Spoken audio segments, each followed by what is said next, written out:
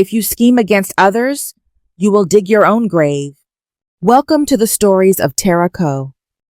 In the heart of Queenidara village, a frail, barefooted girl named Abeni struggles to carry a heavy pot of water.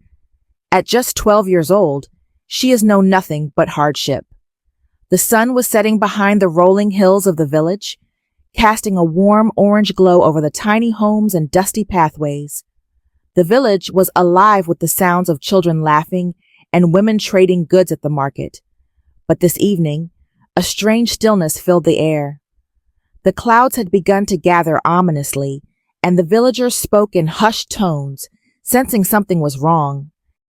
Then, as the sun sank lower, a man appeared at the entrance, his face pale and his eyes wide with dread. The village messenger, a man who had never looked so broken, fell to his knees in front of Abeni. "Your parents, they are gone," he whispered, his voice trembling. "There was an accident. The cart. It overturned near Nkula River. The water. No one survived. Both her parents perished." Abeni's world froze. Her mother's laughter, her father's strong hands, their voices echoing in the walls of the hut. Gone. In a heartbeat, everything had changed. Her knees buckled, and she collapsed on the dusty ground. The world around her seemed to vanish, as the only sound she could hear was the rushing of blood in her ears. The villagers murmured, but Abeni couldn't hear them. She was consumed by grief. The two people who had loved her more than anything were no more, swallowed by the cold, unforgiving river. The following day, she was taken in by her uncle, Chief Kwame, and his wife, Mama Dede. "Come, child," Mama Dede said, with a sickly sweet voice as she pulled Abeni into their car. "You belong to us now." Abeni didn't want to leave. She wanted to stay with the memories of her parents. But Mama Dede's grip on her wrist was tight and insistent, and soon they were on their way to their home, leaving behind everything Abeni had ever known. But instead of love, they turned her into their house servant. Every day she labors tirelessly, scrubbing floors, fetching water, and receiving only leftover food. Meanwhile, their daughter, Zalika, parades around in fine clothing, treating Abeni like filth. Her days started before dawn. Uncle Kwame would bark orders at her, while Mama Dede would look on with a cruel smile. "Fetch water from the well before the sun comes up," Mama Dede would snap. Abeni, still numb from her grief, had no choice but to obey. She was treated more like a servant than a niece. Every mistake, no matter how small, resulted in harsh words or cruel punishment. "You're worthless," Aunt Bisi would scream.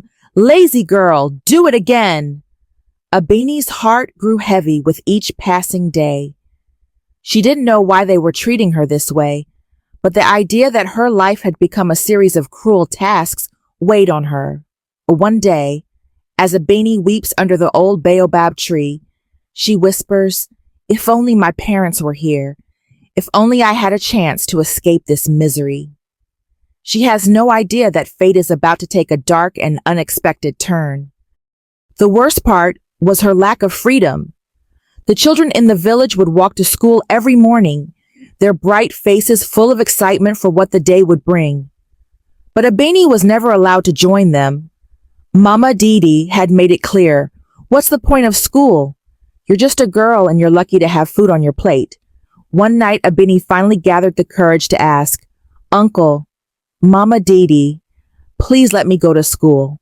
I promise to finish all my chores first. I want to learn." Mama Dede laughed bitterly. "Learn? For what? You'll never amount to anything, and you should be grateful for the scraps we give you." That night, Abeni cried herself to sleep, hugging the old scarf her mother had given her. She couldn't understand why her family treated her this way. She longed for a chance at a better life, but that seemed like a dream too far out of reach. Days passed, months passed, and years passed. Abeni became a beautiful 22-year-old woman. Despite her uncle and aunt not sending her to school, she learned to read and write secretly from Zalika's books. She is a very smart girl. One day, a wealthy old traveler named Baba Jidi, a respected lawyer who left Andara decades ago, returns to the village after a long, incurable illness. He was a good friend of Abeni's mother and father. Dada Jidi gathers the entire village before he dies. He seeks out Chief Kwame and announces, "I want to leave my entire fortune to my late best friend's only daughter, Abeni." Gasps fill the chief's hut. Mama Dadi's eyes widen with greed, and Zalika grips her mother's arm. Chief Kwame, masking his shock, pretends to be overjoyed. Abeni is about to become the richest girl in the village. That night, Mama Dadi and Zalika whisper in the dark. "We cannot let a servant girl control such wealth," Zalika hisses. Mama Didi, ever the schemer, smirks. "She will never live to enjoy it." Since Dada Jid left his entire fortune to Abeni, his life has become endangered. Mama Dadi and her daughter want to do everything in their power to destroy Abeni. The very next day, Abeni moves into her new home, a grand estate left behind by Baba Jidi. For the first time in her life, she sleeps on a soft bed and wears fine garments, but danger lurks in the shadows.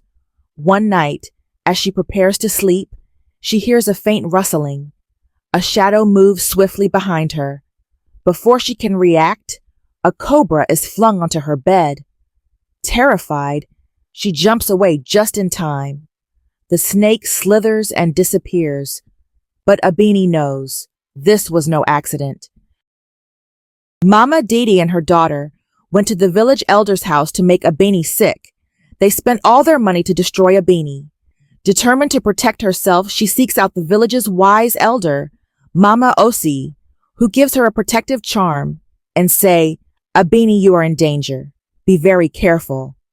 That night, Abeni had a strange dream. His mother appeared to her and said, "Don't eat at your friend's wedding tomorrow." She jumped out of the dream and thought about what her mother had told. Abeni wakes up in the morning with a worry. She gets ready, makes herself beautiful, and goes to her friend Avni's wedding. When she arrives, she sees her aunt, and she also remembers what her mother told her in the dream. The wedding is over. Abeni is happy for her friend, and all her family and close friends gather for a dinner. While Abeni is sitting, she doesn't want to eat, and her friend Avni appears with a plate and says to her, "Why aren't you eating? Please eat with me." Since it's her good friend, Abeni takes the food from her friend. Immediately, Avni moves, her mother's spirit appears and says to her, "Don't eat. Even your friend is in the plot to destroy you." Abeni jumps and the food falls from her hand, and she gets up and goes to the backyard. While standing behind a wall, she hears her good friend talking to her aunt, saying how much she doesn't love her. With a broken heart, Abeni leaves that place and goes home. She cries a lot because she sees that even her good friend wants to kill her. They try poisoning her food, but her mother's spirit saves her once again.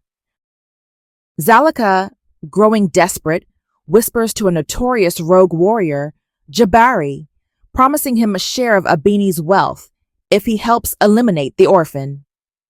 Jabari agrees. Under the cover of darkness, Jabari and his men kidnap Abeni and take her deep into the forest, tying her to a tree near a den of hungry hyenas. As they leave, she struggles against her bonds, tears streaming down her face. Just as the hyenas approach, a sudden arrow flies through the air. The hyenas scatter. A hooded warrior emerges from the darkness. It is Baba Jide's old friend, Kofi. Kofi had suspected foul play and followed the men. He frees Abeni, and together they return to the village. But instead of seeking revenge, Abeni devises a plan. With Kofi's help, she fakes her own death. Kofi appeared in the village, knelt down, and cried out loudly, "Abeni is dead." The news spreads fast, and Chief Kwame, Mama Dadi, and Zalika rejoice, believing they have won. Early in the morning, Mama Didi, Chief Kwame, and Zalika had already rushed to the village chief's house to claim the Abeni property. They rush to claim Abeni's wealth. But as the village gathers for the reading of her will, Abeni appears in front of them, alive and well. The villagers gasp in shock. Mama Dede was so shocked, she went into cardiac arrest and collapsed. Her daughter, seeing this, picked up a knife and ran towards Abeni to stab her, but someone else had already caught her. The whole village is surprised, they say. Assassins! Why do we want to destroy Abeni? Let's banish them from the village. Abeni reveals everything: the snake, the poison, the kidnapping. Chief Kwame's reputation is shattered. Her uncle and Zalika are banished, and Abeni takes her rightful place as the wealthiest woman in Ndara village. As she stands before the people, Abeni declares, "Greed and envy destroy families, but wisdom and courage build legacies. If you scheme against others, you will dig your own grave." She uses her wealth to build a school, help the poor, and change the lives of many. Abeni proves that true power is not in riches, but in the goodness of one's heart. Abeni sits beneath the old baobab tree where she once cried, now strong and victorious. The wind whispers through the leaves as if her parents' spirits are finally at peace.